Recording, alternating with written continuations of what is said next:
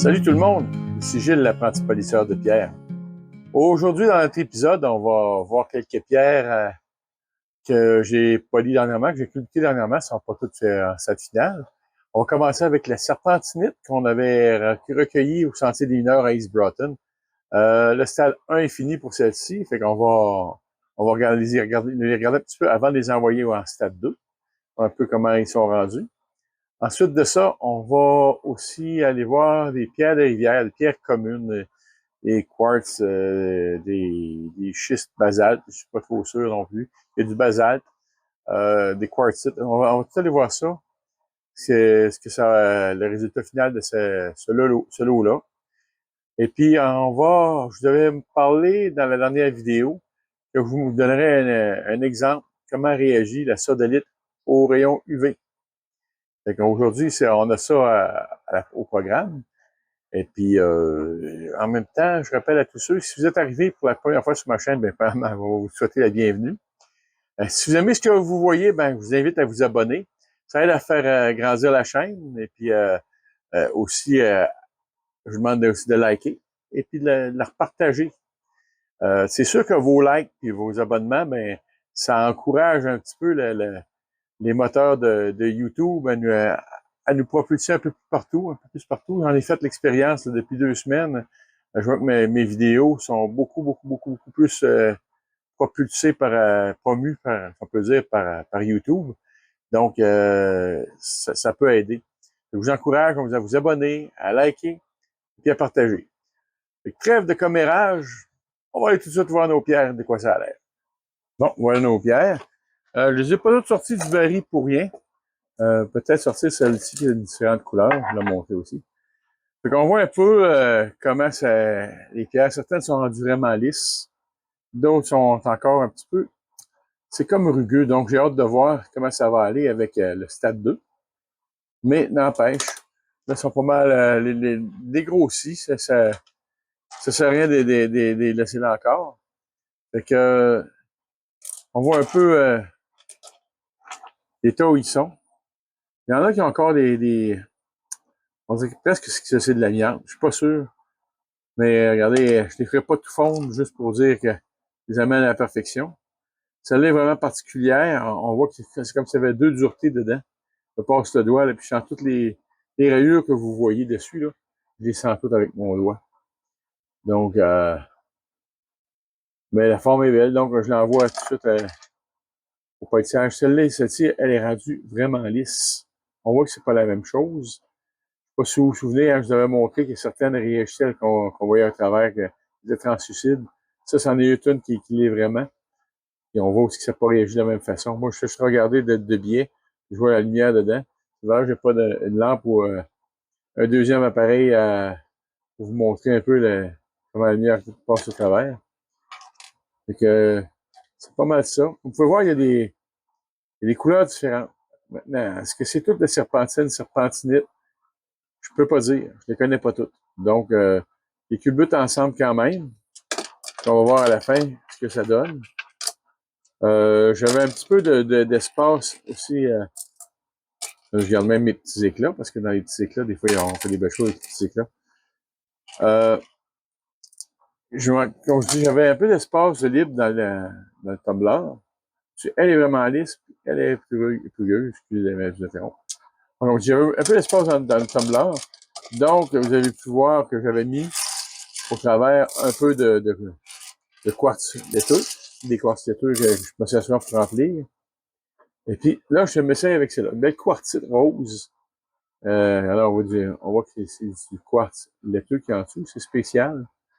Et on va voir comment ça va sortir. J'ai arrêté de la culbuter. Il y aurait eu des petits trous comme ça à réparer. Sauf que, on va sortir du blanc au travers. Puis, disons que cette texture rose-là, elle m'intéresse. Donc, on va essayer de la polir en espérant qu'on ait des bons résultats.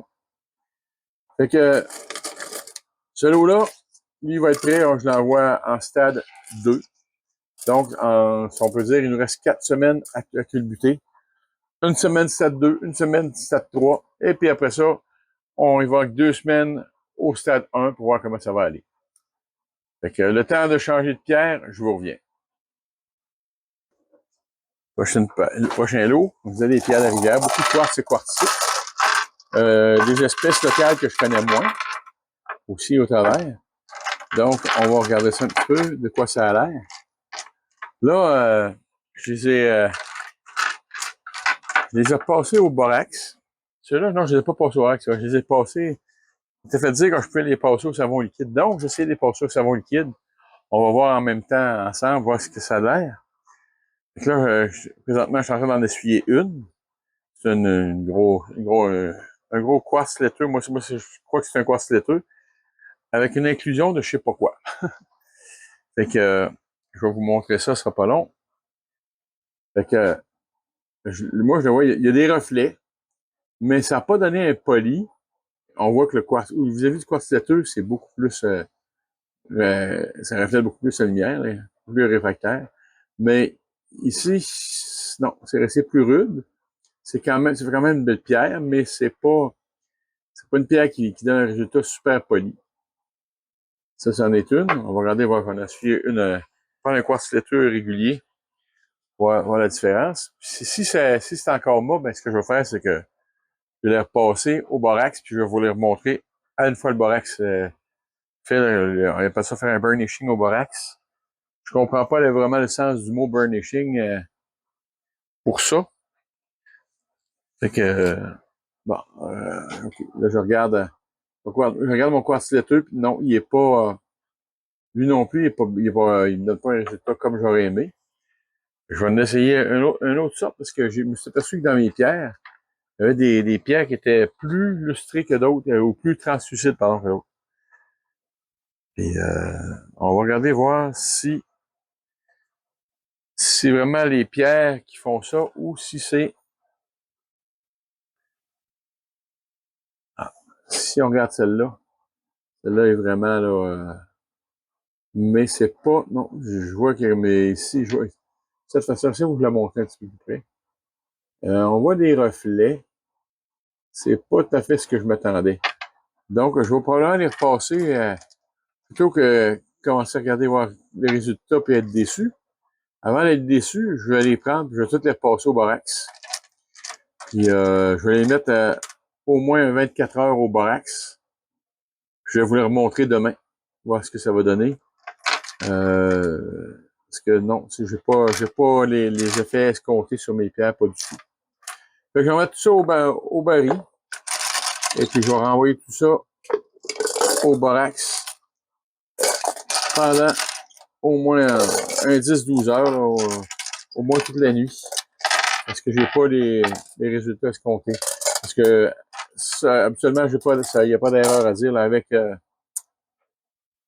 quartz laiteux, ça donne toujours des pierres super brillantes. Là, j'en ai pas. Fait qu'on va, j'envoie tout ça au tumbler, puis on va faire un burnishing. Puis je vous reviens demain avec ça, voir si ça s'est amélioré ou pas. Fait que c'est pas long. On est de retour 24 heures plus tard. On va vous montrer que la différence, ceux qui disaient que du liquide à vaisselle pour nettoyer les pierres ou du borax. Là, moi, ils ont fait un 12 heures de plus dans le borax. Je sais pas si vous voyez les reflets, comment les reflets ont monté un petit peu, comment ça a augmenté. Là, j'ai pas des reflets, j'ai pas un fini aussi beau que j'ai d'habitude, mais je me suis rappelé quelque chose. C'est que pour vu que c'est toutes des pierres de rivière communes, quand j'ai choisi mon polissage pour celles-là, elles sont quand même belles. Là. Ben, j'ai pas utilisé le polish de la Rockshed qui est, que j'ai en plus petite quantité, qui est plus dispendieux. Mais n'empêche, ça vous donne une idée que même là, on réussit à avoir des belles pierres. Ça, c'est des pierres que habituellement, je réussis même pas à avoir un beau poli comme ça, mais oups, évidemment. Elle est tellement lisse, elle est dure à tenir dans mes mains, tellement elle est lisse. C'est des pierres vertes, c'est des pierres communes, ça, que je ramasse ça, sur le bord de la rivière, Chaudière. Rivière Chaudière. Les quartz laiteux, parfois, je les ramasse carrément dans des cours privés. Ou un peu partout quand j'en vois. Là. Ça, c'est la petite sœur que celle que je t'ai donnée, Annie. Et, fait que, elle n'est pas aussi illustrée, comme tu peux voir que les deux que tu as eues, là, que tu as reçues. C'est quand même bien, mais c'est pas le même lustre. Fait que ça vous donne une petite idée. J'ai fait un petit granit, ça pour vous montrer. Ça, c'est une pierre que mon oncle Jean-Marie m'avait donnée. Je l'ai poli pour vous la montrer un peu. C'est du granit. Je sais qu'on n'a pas des résultats nécessairement aussi beaux parce que ça reste toujours en état des pores. Donc, quand c'est poreux, ça fait pas un aussi beau fini. C'est quand même bien. Que je suis content. Il y en a qui polissent vraiment moins, comme celle-là ici. Ça, c'est ma grosse que vous avez montré. Sérieux, sont quand même lisses, mais même ils n'ont pas le lustre que je voudrais. Ça, c'est encore un mélange de quartz avec des inclusions. Là, je ne peux pas vous dire c'est quoi. Ça fait des belles pierres quand même. Fait que, en gros, c'est ça. Fait que, si vous avez des questions, gênez-vous pas. Celle-là ici, justement, je parlais de ça, c'était ramassé à la cour de mon usine. C'est pas les plus belles, mais juste pour vous montrer que pour ceux qui commencent, qui débutent, ben, il y a toujours moyen de faire des belles collectes un peu partout. Fait que ça, c'est comme je vous dis, c'est des produits pas mal de la rivière Chaudière. Ce que vous voyez là comme pierre. Les vertes, la majorité des quartzites, c'est de là aussi. Il y a celle-ci qui vient de la région de Montréal, que mon oncle Marie m'avait donné, le granit. Le reste, ben, c'est ça, c'est tout du local. Fait que, à vous rappeler, le savon, c'est pas aussi bon que le borax. Un bon burnishing au borax, ça donne un meilleur résultat pour nettoyer vos pierres après le poli final. Et puis, il y a de la différence dans les polis, dans les grains de polissage qu'on sert. Le temps de nettoyer un peu mon coin, puis je vais vous montrer un peu, on va faire des tests avec la sodalite.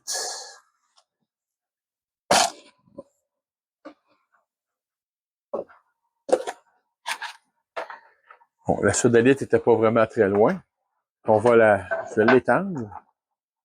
Ça a l'air de rien, hein, comme ça. Fait que, ceux qui n'ont jamais vu ça, alors l'effet, on dirait que ça vient plein de braises ardentes, plein de tisons, on peut dire. Hein. C'est particulier. Si j'ai bien compris, parce que je vais faire un petit peu de recherche sur Google, vous pouvez aller faire la même chose, ou sur l'intelligence artificielle. Demandez un peu qu'est-ce qui produisait cet effet-là. Puis, si j'ai bien compris, ce sont des électrons qui sont pris dans des composantes de la pierre. Et puis, quand on les excite avec la lumière UV, ben, c'est ça justement, ils donnent des reflets de couleurs comme ça. Commencez par y aller sans éteindre la grosse lumière. Je sais pas si vous voyez un peu. Donc, moi, je le vois. On voit que ça fait comme je m'approche un petit peu. Regardez comment la pierre réagit. Maintenant, je vais fermer la lumière principale. Donner une chance. Et puis regardez. Là, je vais sûrement bien le voir. Là. Comment ça réagit. C'est particulier. C'est pas toutes les pierres qui réagissent de la même façon. Vous voyez, elle ici, elle réagit pas beaucoup. Elle en a quand même envie, mais c'est pas aussi flagrant que les autres. Là. N'empêche que c'est toute la sodalite. Donc, je vous dis, ce seraient des électrons excités par la lumière UV. Et puis, c'est pas une grosse lumière UV que j'ai. Ça, qui est plaisant, c'est qu'on peut faire de la recherche sur la plage, je recule ma lumière, là. Je vous montre un peu, je suis quand même assez loin. La nuit, là, on peut les voir comme ça, là, quand on cherche pour en trouver. On fait de la recherche. Je vais rallumer la lumière, ce sera pas long.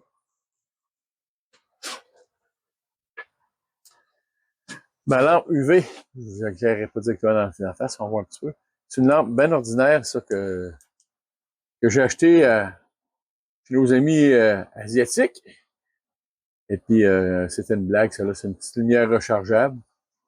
Un des modèles que j'ai, entre autres. Là. Comme vous pouvez voir, ça suffit pour exciter nos sodalites. Donc, j'ai hâte de voir. Ça se culbute. Donc, c'est sûr que j'essaie d'en culbuter. Là, est-ce que je vais faire le lot complet? Je le sais pas. Je le sais pas. Parce que j'en ai déjà essayé. Moi, j'avais pas la même sorte d'effet que ça. Et puis, j'avais pas eu les résultats qui m'avaient satisfait. Donc, est-ce que je vais les reculbuter? Moi, je crois que oui. Pour essayer de leur donner une plus belle forme à Dokkan. Mais, quand je vais voir. Je suis encore indécis. Mais c'est le fun de voir comment ça réagit au rayon UV. Alors voilà, c'est comme ça que ça termine notre vidéo aujourd'hui. J'espère que vous avez aimé. Si vous avez des commentaires, je vous invite à les laisser en bas de la vidéo. Partagez ça avec nous. Que c'est bon, mauvais, tout se dit, comme je dis tout le temps, sauf qu'il y a une façon de le dire. Et puis, je vous rappelle que si vous avez aimé, un petit pouce, un petit like, c'est pas compliqué. Je vous invite à vous abonner. Ça m'aide pour ma chaîne. Et puis aussi pour le partage, question de partager un peu mon histoire, mon aventure avec tout le monde. Et puis, sur ça, ben, je vous dis à la prochaine.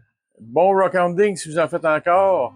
Bon polissage si vous en faites. Et puis surtout, gardez le sourire. Les autres en ont besoin. Bye.